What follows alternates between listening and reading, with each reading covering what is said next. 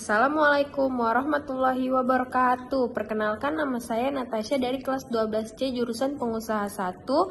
Ini saya akan mempresentasikan makalah saya yang berjudul Perusahaan Multinasional di Indonesia. Pengertian perusahaan multinasional. Multinational corporation dapat diartikan sebagai sebuah induk perusahaan yang memiliki induk atau pusat di suatu negara dan membuka perusahaan cabang di negara lain.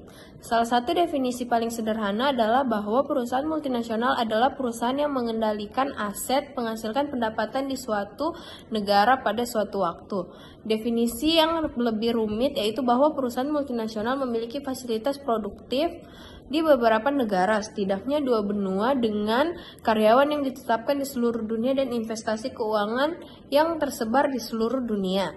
Jadi definisi tersebut diketahui bahwa multinational corporation adalah perusahaan yang beroperasi atau mempunyai aset di 2 negara atau dalam bahasa Indonesia, multinational corporation dikenal sebagai perusahaan multinasional atau PMN di ilmu hubungan internasional.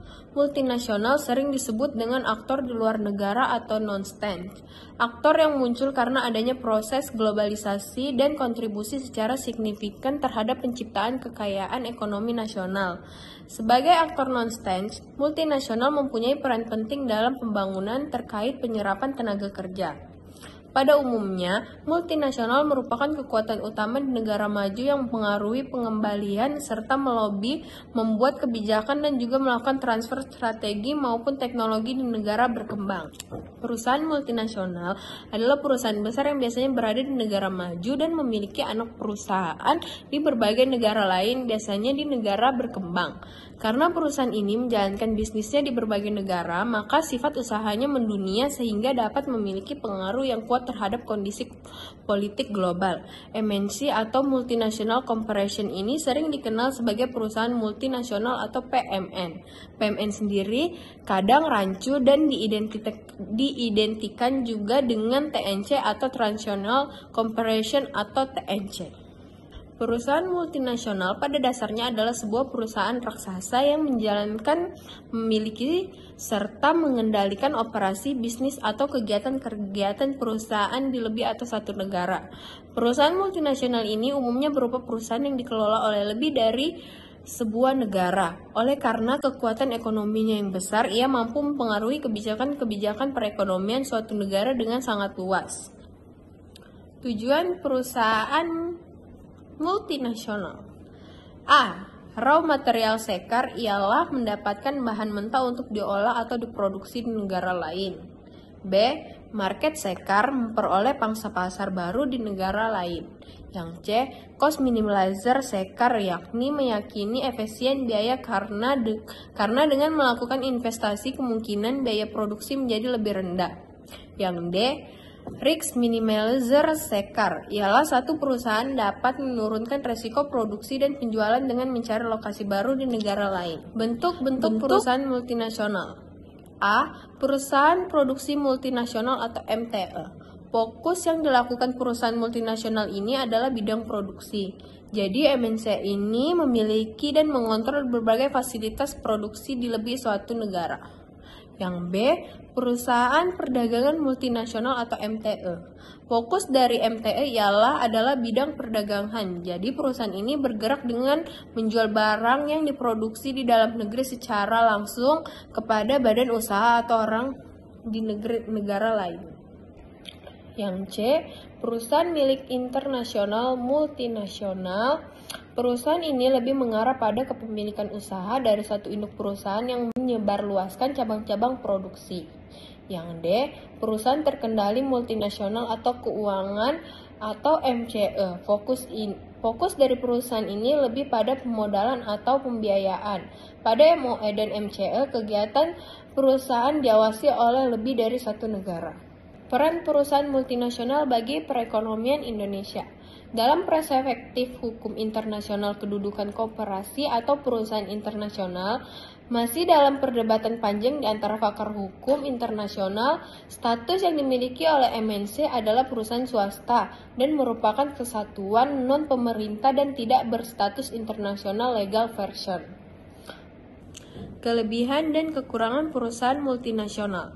Kelebihan yang pertama, menambah devisa negara melalui penanaman modal pada bidang ekspor.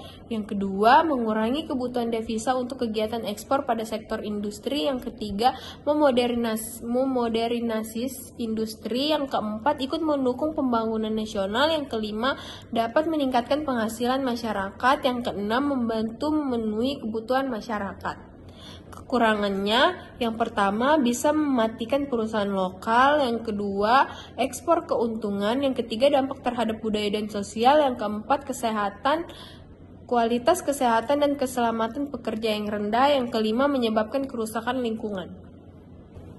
Pendefinisian teori perusahaan multinasional pun menjadi bisnis dengan investasi asing dan beroperasi ternilai ditambah di lebih dari suatu negara. Teori ini mencangkup dua karakteristik aktivitas perusahaan multinasional.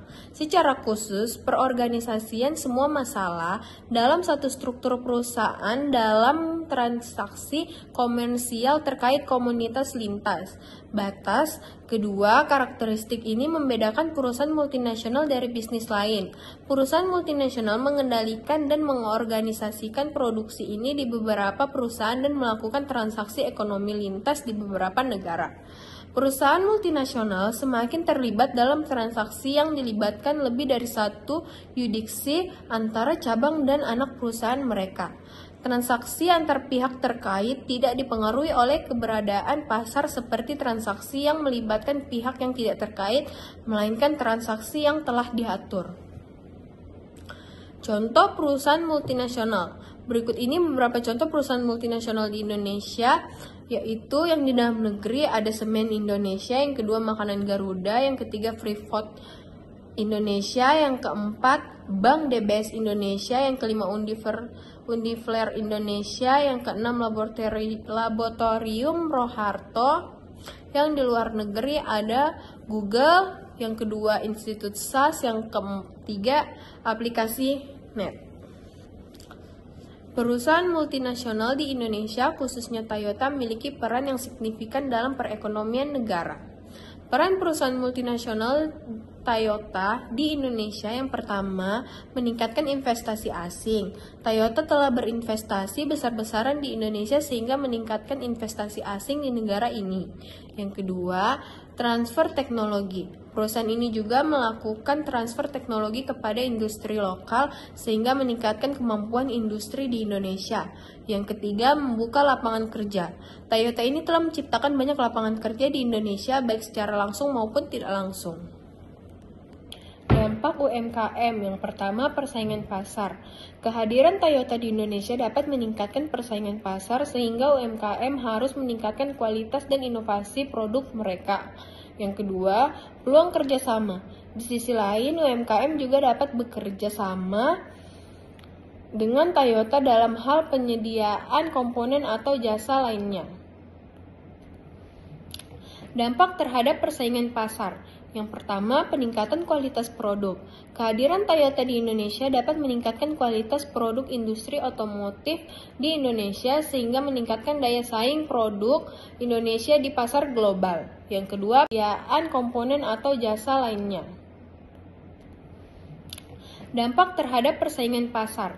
Yang pertama, peningkatan kualitas produk. Kehadiran Toyota di Indonesia dapat meningkatkan kualitas produk industri otomotif di Indonesia sehingga meningkatkan daya saing produk Indonesia di pasar global. Yang kedua, peningkatan efisiensi. Perusahaan ini juga dapat meningkatkan efisiensi industri otomotif di Indonesia sehingga meningkatkan kemampuan industri Indonesia untuk bersaing di pasar global.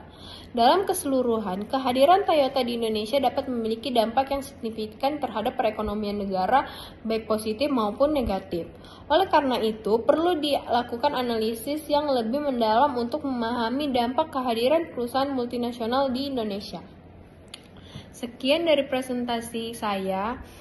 Kalau ada kesalahan dan kurang lebihnya, mohon dimaafkan. Kalau ada yang sayang, mohon diungkapkan. Wassalamualaikum warahmatullahi wabarakatuh. Dadah.